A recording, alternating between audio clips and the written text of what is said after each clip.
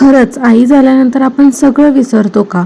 माझा अनुभव मी तुमच्यासोबत शेअर करते. जसं मला कळलं की मी प्रेग्नेंट आहे आणि सगळ्यांना सुद्धा, तर सगळेजण एकच, बाळाला हे खा, हे छान असतं, तू इथे नको जाऊस, तू तिथे नको जाऊस, तुला हे आवडत असेल पण आता हे बंद कर, तिखट कमी खा, गोड कमी खा, किंवा तुला मळमळतंय मग तू असं कर, तू तसं कर.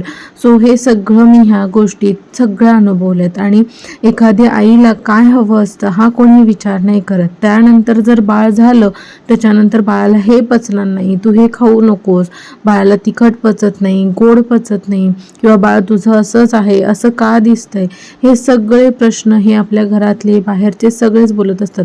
पण हे बोलताना हे जराही विचार करत नाही की एखादी आई किंवा ती आत्ताच नुकती झालेली आई, तिला आपण धीर द्यायला हवं, ती कुठल्या वेदनेतून जाते हा विचार अजिबात कोणी करत नाही.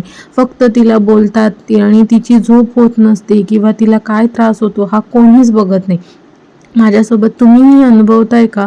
किंवा नवीन आई कोण झालंय मला नक्की कमेंट करून सांगा.